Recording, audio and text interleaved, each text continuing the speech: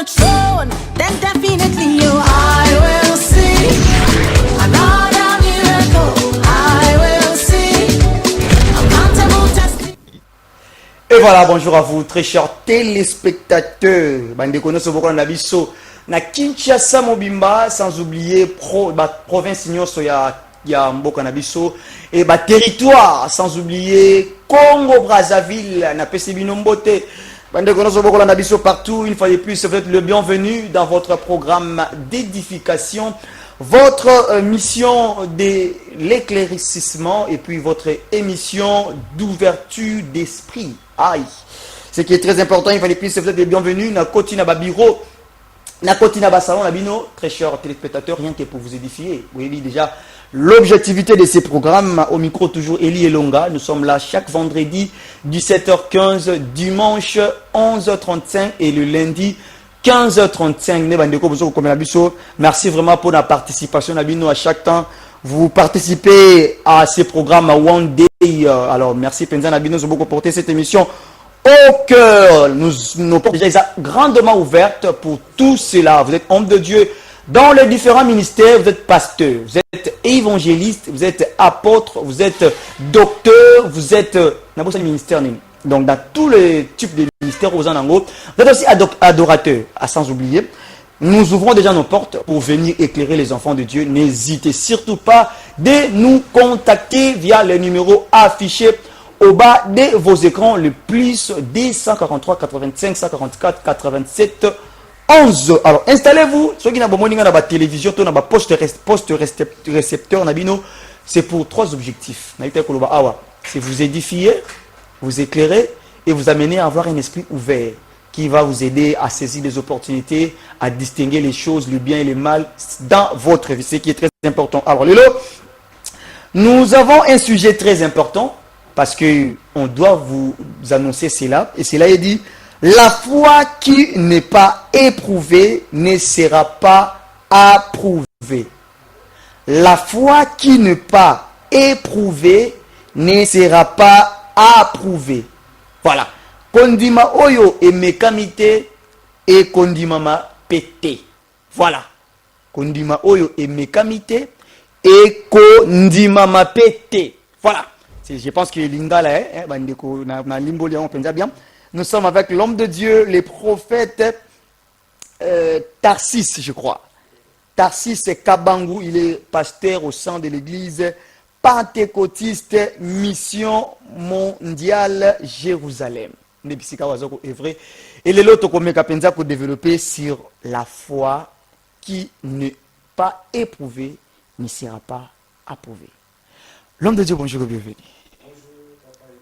Qui m'est Ah, l'homme de Dieu, bien habillé, hein? Toujours en 3 pièces. merci beaucoup, papa. Voilà, mon atébota, mon salle donc c'est d'abord quelques salutations avant de tout plonger dans. Je tiens à saluer tous nos téléspectateurs qui sont en train de nous suivre partout dans la ville de Kinshasa. Très bien. Même ceux-là qui sont en dehors du pays. En tout cas, que le Seigneur vous bénisse, que le Seigneur vous amène très loin. Soyez bénis au nom de Jésus-Christ. Très important, l'homme de Dieu. Alors, je pense que nous sommes avec l'homme de Dieu, le prophète Tarsis Kabangu. Il est pasteur au sein de l'église pentecôtiste Mission Mondiale Jérusalem. Et le lot solo là sur Kondima Oyo et Mekamite et Kondima Mapete. La foi qui n'est pas éprouvée ne sera pas approuvée. Par qui? Voilà, on va comprendre. L'homme de Dieu, avant que tu plonges dans ce sujet, je pense que Bandeko Bazar, d'abord, Bandeko Nabiso, si vous avez des questions, des préoccupations par rapport à ce sujet, comme la Bisso Ndeka Bosalaka, le numéro est affiché au bas de vos écrans. D'abord, avant de compter dans ce sujet, Nabiso, par rapport à ce qui se passe dans notre pays, par rapport à ce qui se passe au sein de l'église, Naba chrétien, Naba politique, Naba Nzambe, est-ce qu'il n'y a pas un message venant de Dieu? Oui, recadrer. S'il n'y en a pas, vos analyses par rapport à tout ce qui se passe. Le message concernant notre pays, la République démocratique du Congo, ça fait déjà 1 mois qu'on était en train de prier pour notre pays, pour la paix dans notre pays. Le seul message que Dieu nous avait donné, Dieu nous avait dit que c'est le temps où Dieu veut rétablir beaucoup de choses dans notre pays. Hosanna. C'est le temps où Dieu veut rétablir beaucoup de choses. Vous savez, si Dieu veut rétablir beaucoup de choses, donc il commence d'abord par enlever d'abord. Ah oui, Il hein? commence par d'abord enlever ce qui n'est pas Très de bien. lui. Très bien. Donc pendant ce temps ici, tout ce que vous voyez dans notre pays qui se passe, de guerre à l'Est, il y a des combats par-ci, le peuple congolais est en train de mourir du jour au jour. Donc c'est Dieu qui est en train de vouloir rétablir plusieurs choses dans ce pays. Et je crois que je vous assure, dans les jours à venir ici, il y aura une paix durable dans ce pays. Alléluia. Très bien. C'était ça le message que le Seigneur nous a parlé. Il y a de cela un mois que nous étions dans la prière, on était en train de prier pour notre pays. Oui. Et pour ce qui se passe au Congo, dans les églises et tout, alors ce que moi je peux dire, donc ces temps ici, nous devons beaucoup prier. Oui, oui. Beaucoup prier d'abord pour notre pays, beaucoup prier aussi pour l'église, le corps du Christ. Il faut beaucoup prier afin que Dieu fortifie son église, que Dieu relève encore ses serviteurs, que Dieu donne encore la force à ses serviteurs de maintenir encore l'évangile au sein de son peuple. Très bien. Donc c'est ce que je peux donner comme analyse à propos de ce qui se passe dans notre pays. Très important. Les enfants de Dieu, les hommes de Dieu doivent maintenir la vraie évangile. L'évangile de Jésus-Christ. Pas l'évangile Oyo, Yaka, Kobika. Oui, Kobika, ils ont déjà droit. Lorsque vous continuez à Christ, vous serez délivré. Mais Koya Kotali, ça va matalana, la prophétie, aïe, c'est grave. Mais lorsque vous maintenez la vraie évangile de Jésus-Christ, c'est ça ce qui est la volonté et le plaisir du Seigneur. Ce qui est très important. Alors, l'homme de Dieu te compte directement. Par rapport à la foi qui n'est pas éprouvée ne sera pas approuvée. Oui. Là, pour ça va comprendre. Ce qui n'a c'est pour quelques questions. Mais va comprendre par rapport à ce sujet. La foi qui n'est pas éprouvée ne sera pas approuvée. La première des choses que nous devons comprendre dans cet enseignement, on nous dit la foi qui n'est pas éprouvée ne sera pas approuvée. La première des choses, nous devons d'abord comprendre la foi. La foi, c'est quoi? Très bien. Parce qu'on nous parle de la foi qui n'est pas la foi, la foi qui n'est pas éprouvée. Nous allons parler d'abord de la foi. C'est quoi la foi? La foi, c'est une confiance profonde qui conduit à croire, à espérer et à agir même lorsque tout n'est pas visible ou prouvé. Ok. Et quand nous regardons, ici on nous dit que la foi c'est une confiance profonde qui conduit à croire et à espérer, même quand tout n'est pas visible. Ok. Selon, maintenant quand nous regardons dans le livre de Hébreux chapitre 11, le premier verset, ici on nous dit que la foi est une ferme assurance des choses qu'on espère, une démonstration de celles qu'on ne voit pas. Vous voyez? C'est ça la foi. La foi, c'est une confiance profonde qui conduit à espérer. Et on espère dans quoi? Nous sommes les chrétiens.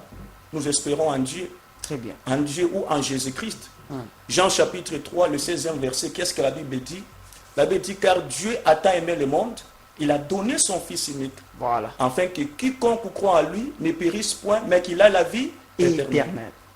Et nous croyons en Jésus-Christ. La Bible nous recommande de faire quoi? De croire en Jésus-Christ. Et nous, notre foi, qui est la confiance, nous les plaçons en qui? En Jésus-Christ. Alléluia. C'est ça la foi. Très bien. Mais cette foi que nous plaçons en Jésus-Christ, dans ce thème, on nous dit, la foi qui n'est pas éprouvée ne sera pas approuvée. Ça veut dire que la confiance que nous plaçons en Jésus-Christ, à un moment donné, cette confiance sera éprouvée. Oh. Éprouver signifie quoi? C'est ce que nous devons comprendre. Éprouver signifie principalement ressentir profondément quelque chose ou expérimenter quelque chose. Voilà. Ou peut-être accueillir de nouvelles expériences. Très bien. Éprouver. Alors, on nous dit ici la foi qui n'est pas éprouvée. On commence avec la foi qui est une confiance. La deuxième des choses, on parle d'éprouver. Éprouver, ça veut dire peut-être, éprouver, tu peux être éprouvé de la souffrance, tu peux être éprouvé de la maladie, tu peux être éprouvé peut-être des échecs, tu peux être éprouvé du combat. Et on nous dit, une foi qui n'est pas éprouvée ne sera pas approuvée. Donc ça veut dire que Papa Eli, la foi que nous plaçons, la confiance que nous plaçons en Jésus-Christ, cette confiance-là sera éprouvée. Ok. Et quand on nous parle d'éprouver, on nous dit, éprouver, c'est quelque chose qu'on ressent. Ça peut être de la joie. Quelqu'un peut être aussi éprouvé de la joie. Oui, oui. Quelqu'un peut être éprouvé aussi peut-être de la maladie, de la souffrance, peut-être d'une déception. Vous voyez? Donc quand on parle d'abord d'éprouver, ce n'est pas toujours négativement, mais ça peut être aussi positivement. Ok. Donc quelqu'un peut être éprouvé d'abord par la joie, quelqu'un peut être éprouvé par une souffrance. Voilà. Mais la confiance que nous plaçons en Jésus-Christ, qui est notre foi, qui est une ferme assurance, et cette foi doit être épousée. C'est ainsi que je vais vous amener vers le livre de 1 Pierre chapitre 1, le 7e verset. Très bien. Nous allons lire ces textes ensemble avec vous. Très bien. Et ça nous fera comprendre beaucoup de choses, Papa Eli. Très bien. Nous allons lire ces textes ensemble avec vous. 1 Pierre chapitre 1, le 7e verset. Veuillez m'excuser pour un peu de temps. 1 Pierre chapitre 1, le 7e verset. Je vais lire la parole au nom de Jésus-Christ. Très bien. Afin que le preuve de votre foi, plus précieuse que l'or périssable, qui cependant est éprouvé par le fait, et pour résultat la louange, la gloire, l'honneur, lorsque Jésus-Christ apparaîtra. Très bien. Ici, nous parlons de ce terme qui dit, la foi qui n'est pas éprouvée ne sera pas approuvée. Très bien. Mais quand nous lisons très bien ici, dans le livre de 1 Pierre chapitre 1, le 7e verset, on nous parle de l'or. On nous dit comme l'or est éprouvé. Nous tous nous connaissons l'or. On nous dit comme l'or est éprouvé. Quand est-ce que l'or devient éprouvé? L'or devient éprouvé lorsque l'or passe par le feu.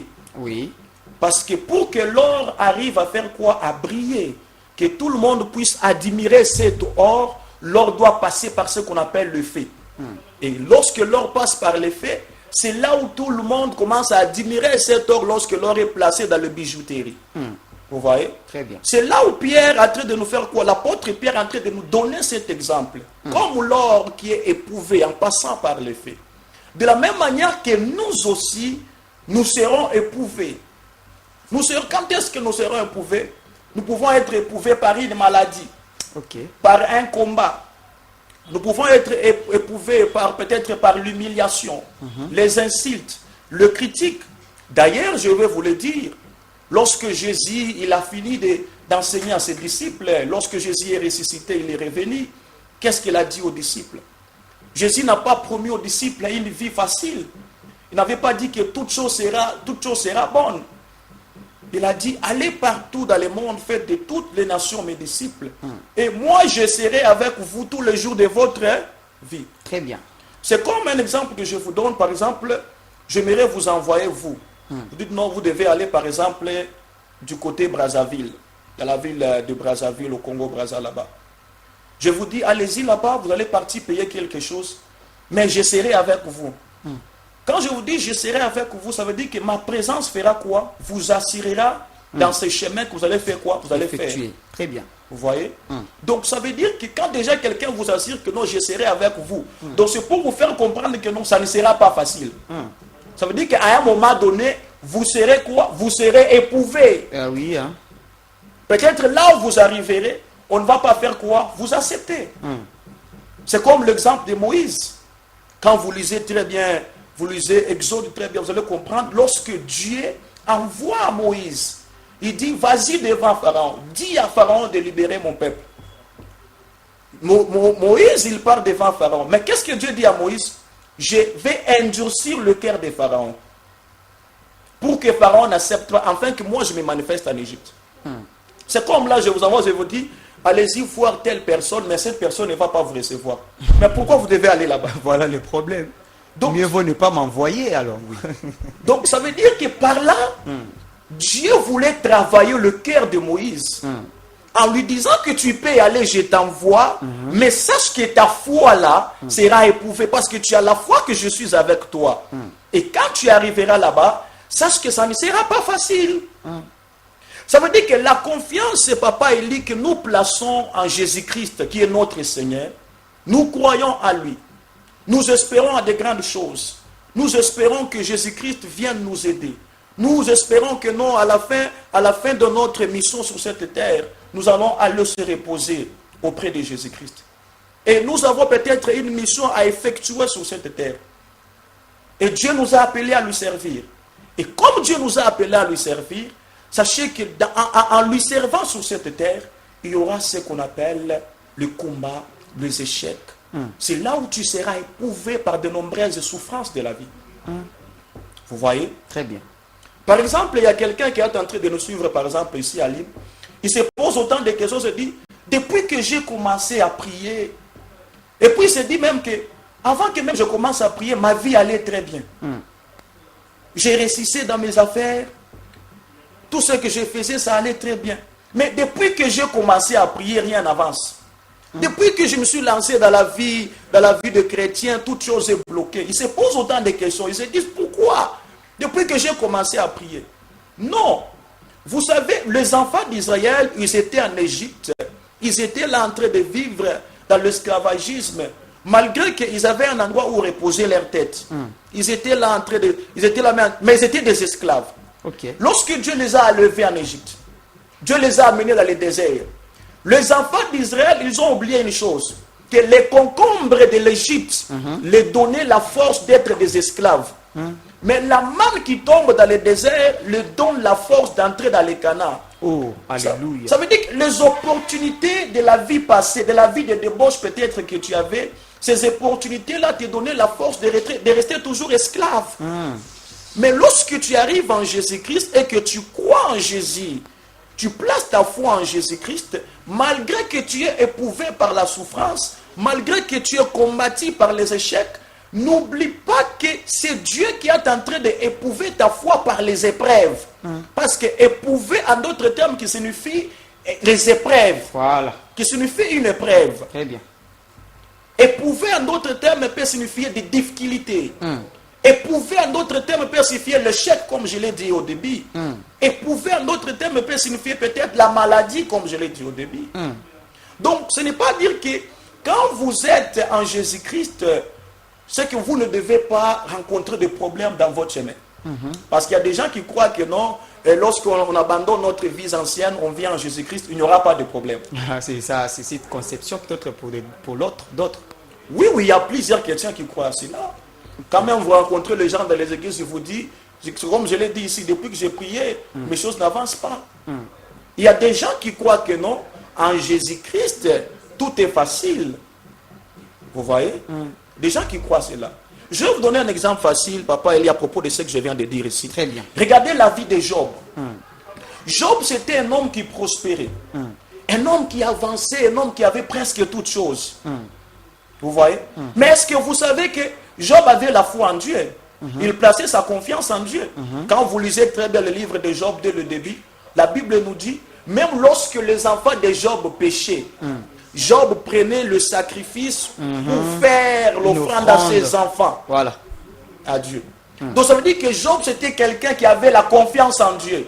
Il plaçait sa confiance en Dieu. Très bien. Mais vous savez, la confiance que Job plaçait en Dieu, cette confiance n'était pas éprouvée. Ok. Oui. Ah bon. Ça c'est profond là. Cette confiance n'était pas éprouvée. Sa foi n'était pas éprouvée. C'est par là, Dieu lui savait que Job c'est un homme intègre. Mais le monde, les diables, les gens qui étaient autour de lui, ils ne croyaient pas en Job. Et ils disaient que Job n'est pas un homme intègre. Pourquoi est-ce que ces gens-là disaient ça? Parce qu'ils savent que Job, Dieu lui a déjà béni. Il a presque toutes choses. C'est pourquoi il est fidèle. Ok. C'est pourquoi il est intègre. Il place sa confiance parce qu'il a toutes choses. C'est même quand vous lisez, lorsque le diable est arrivé, Il s'est basé toujours par rapport à ça. il est arrivé devant Dieu. Quand Dieu lui dit, d'où viens-tu, Satan? Il dit, je viens de parcourir la terre. Il dit, tu as vu mon serviteur Job? Il dit, oui, je l'ai vu, mais tu l'as déjà béni. Essaye seulement de prendre ce qu'il a. Tu verras, cet homme va te renier. Pourquoi? Parce que le diable savait que Job, il place sa confiance en Dieu parce qu'il a toutes choses. Vous voyez? Mais c'est par là maintenant, Dieu il a dit, je te permets d'aller toucher la vie de cet homme. Prends tout ce qu'il a. Lorsqu'il a pris tout ce que Job avait, Job a gardé sa foi. Il est revenu encore, il dit, Dieu lui dit, tu vois encore mon serviteur Job. Il dit quoi? Ah, c'est parce qu'il est en bonne santé, il est comme ça, il est très bien. Il dit, vas-y toucher maintenant à sa santé, mais tu ne toucheras pas son souffle de vie. Amen. Et par là, il est allé toucher. Job, il est resté toujours fidèle. Il est resté fidèle. Et quand vous lisez Job chapitre 42, le verset 2, Job à la fin, il dit, il répond à Dieu, je reconnais que tu peux tout et que rien ne s'oppose à tes pensées. Voilà. Donc ça veut dire quoi, Papa Eli? Il y a quelqu'un qui est en train de nous suivre ici. La foi, à un moment donné, la foi doit être éprouvée. Ça peut, quand la foi est éprouvée, c'est là où Dieu vous approuve devant les gens. Oui. Parce que la foi de Job, cette foi n'était pas éprouvée au début. Mais lorsque la foi de Job a été éprouvée, vous allez voir à la fin, on appelle Job l'homme intègre. On appelle Job l'homme intègre. Pourquoi? Parce que lorsque sa foi a été éprouvée, Job il est resté fidèle. Donc en d'autres termes, dans cet enseignement, c'est que nous devons comprendre, lorsque par exemple notre foi est éprouvée par la souffrance ou la maladie, c'est que nous devons faire quoi? Nous devons garder la fidélité. Alléluia. Très bien. Parce qu'aujourd'hui, il y a des gens qui ne gardent pas la fidélité. Il y a des gens qui prient lorsque les épreuves commencent, les combats commencent, ils abandonnent la prière. J'aimerais vous donner par exemple comme mon témoignage. Ok. J'étais au sein de la ville de Lubumbashi. Ok. C'est là où je vivais parce que moi je viens de Lubumbashi. Ok. Je suis né là-bas, j'ai grandi là-bas, j'ai fini mes études là-bas. J'ai commencé même l'œuvre de Dieu là-bas. J'ai prêché, Dieu me faisait grâce. Vous savez, Dieu m'a donné une vision, il m'a dit, tu vas quitter la ville de Lubumbashi pour rejoindre Kinshasa. Ok. Je suis venu à Kinshasa. Je me souviens quand je suis arrivé à Kinshasa, vous savez, j'étais très bien accueilli dans cette ville. J'étais logé à un endroit très bien. Mais moi, j'étais venu ici pour 2 semaines. Dieu me dit ceci, tu dois rester à Kin. Mais la personne qui m'avait appelé ici, lui, il avait réservé l'hôtel pour 2 semaines seulement. Pendant que moi, j'étais dans l'hôtel, Dieu me dit que toi, tu dois rester ici. Comment alors faire? Comment faire? Comment tu vas expliquer à la personne là qui t'a appelé ici? Ok. Et dire que non, Dieu m'a dit que je dois rester ici. Et vous savez, il y a des gens qui ont peut-être une pensée différente. Quand j'ai appelé la personne, je lui ai dit, la personne m'a posé la question, me dit que donc, moi j'étais appelé ici pour prendre charge de toi juste pour 2 semaines. Mais tu me dis que Dieu t'a dit de rester ici. Donc ça veut dire que pendant le temps que tu vas rester ici, c'est moi qui va te prendre en charge. Tu vois? Donc, c'est comme tu prends Tes responsabilités, tu donnes à quelqu'un d'autre. Voilà. Et la personne n'avait pas accepté. Vous voyez? J'ai prié, vous savez, je suis resté avec une journée. Là où j'étais logé parce que demain je devais libérer l'endroit. Pendant que j'ai prié, un ami m'a appelé au téléphone, il m'a dit que Dieu te voit là-bas, Dieu dit reste là-bas. Dans cet hôtel. Dieu m'a dit non, Dieu dit reste dans la ville. À Kinshasa, voilà. À Kinshasa, reste là-bas, tu ne vas pas retourner ici.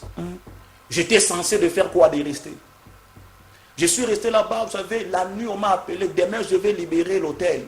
On m'appelle la nuit, je n'avais même pas d'argent pour contrôler le séjour. On m'appelle au téléphone, on m'appelle au téléphone parce qu'elle me dit que non, on a trouvé une solution pour toi, tu dois aller habiter chez un homme de Dieu. Ici à Kinshasa, vers des bonhommes ici, il m'a aidé. Je suis allé habiter dans la maison de cet homme de Dieu. Vous savez, ma première fois d'arriver là-bas, voir quelqu'un qui avait une maison stable à Lubumbashi, arriver à Kinshasa, tu commences à habiter chez quelqu'un. Je commençais à habiter là-bas. Ce n'était pas facile. Je me souviens la nuit, j'ai dit à Dieu, en tout cas, Seigneur, moi j'étais très bien stable. Il me dit, j'ai une mission avec toi ici. Après quelques temps, je suis resté chez cet homme de Dieu. J'ai quitté là-bas. On m'a cherché un endroit, je vais aller habiter à une famille vers Njuli. Arrivé là-bas, la maison était petite, c'était chambre et salon. Voir quelqu'un que tout le monde qui était là et au sommet, directement. tout ça, par terre, tu retournes à zéro. Je devais habiter rester comme Salomon et tout ça. J'ai commencé à dormir au salon. Voilà. Pour Dieu seulement. J'ai dormi au salon. Voir quelqu'un qui avait toutes choses, la maison, mais tu te retrouves, tu n'as plus de maison, tu habites chez les gens et puis tu dors au salon.